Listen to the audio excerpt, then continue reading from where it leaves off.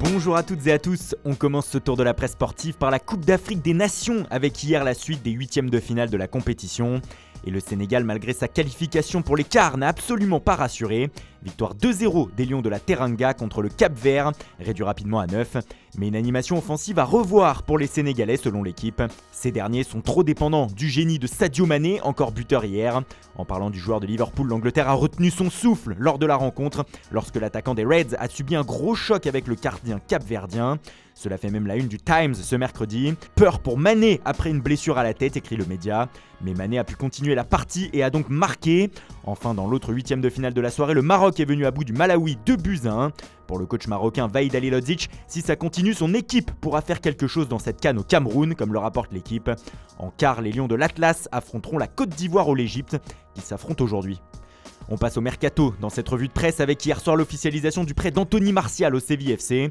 L'attaquant de Manchester United est prêté jusqu'à la fin de la saison par les Red Devils. Il est arrivé hier en Andalousie et sera présenté tout à l'heure à 13h à la presse. Martial, le désiré, affiche en gros sur sa une Estadio Deportivo ce matin. Mais à en croire la presse anglaise du jour et notamment le Daily Express, le désir était réciproque. En effet, le tabloïd explique que le Français a tout fait pour quitter Manchester, où il ne se sent plus du tout bien. Et pour cela, Martial a même baissé son salaire drastiquement. On parle de 50 000 livres par semaine, un sacrifice pour se relancer donc pour l'international tricolore.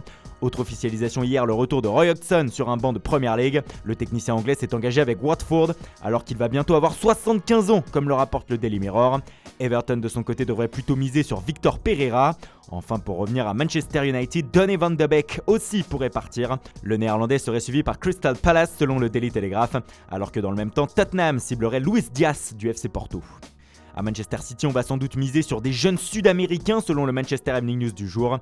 D'après le média, les Citizens vont débourser 21 millions d'euros pour la pépite de River Plate, Julián Álvarez.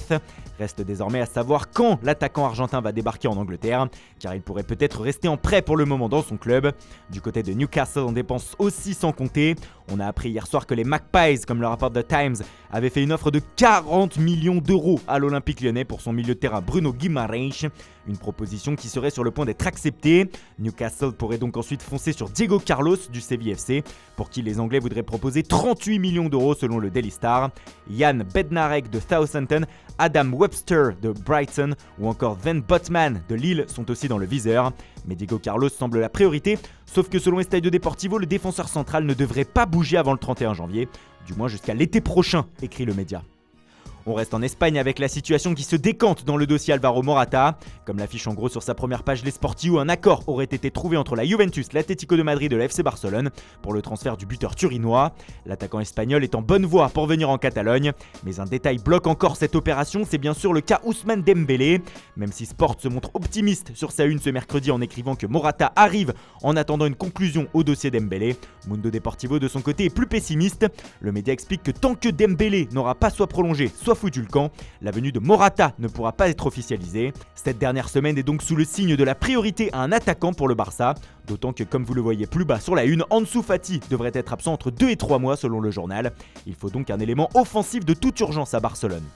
Du côté du Real Madrid, c'est un peu comme à Manchester City, on mise sur l'avenir même lointain, puisque comme le rapporte Marca ce matin, les merengues seraient en pôle afin de recruter le jeune joueur de 15 ans de Palmeiras, Endrick. Le gamin aurait déjà une clause libératoire à 17 millions d'euros et le Real voudrait mettre la main dessus avant ses 18 ans, d'autant que les Madrilènes auraient un avantage, ils disposent du même agent qu'un certain Vinicius Junior. Et on termine ce tour de la presse en Italie où le transfert du moment c'est bien sûr celui de Dusan Vlahovic à la Juventus. Cela devrait se faire et comme l'affiche en gros la Gazzetta dello Sport sur sa couverture, ce mouvement secoue la Serie A. Les derniers détails sont en train d'être finalisés, le transfert pourrait se faire pour 67 millions d'euros plus 8 millions d'euros de bonus. Cette possible arrivée de Vlahovic bouscule l'effectif de la Juventus d'ailleurs, car comme l'indique le Corriere dello Sport, Vlahovic refait l'attaque de la Juve. Cette arrivée devrait permettre le départ d'Alvaro Morata à Barcelone, mais va aussi amener la vieille dame à mettre un coup de pression et un ultimatum à Paulo Dybala sur sa prolongation. En tout cas, ce transfert de Vlahovic fait du bruit et ne passe absolument pas auprès des tifosi de la Viola.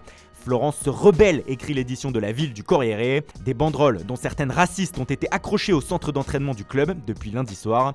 Enfin, dernière information, transfert en Italie, l'Inter va recruter Robin Gosens, le latéral gauche de l'Atalanta dans les prochaines heures. Comme le rapporte l'édition de Bergame du Corriere della Sera, un accord aurait été trouvé et le néerlandais devrait débarquer pour la somme de 28 millions d'euros. Voilà, c'est tout pour ce matin. Merci pour votre fidélité. Bonne journée à tous et à tout à l'heure pour le JT Foot Mercato.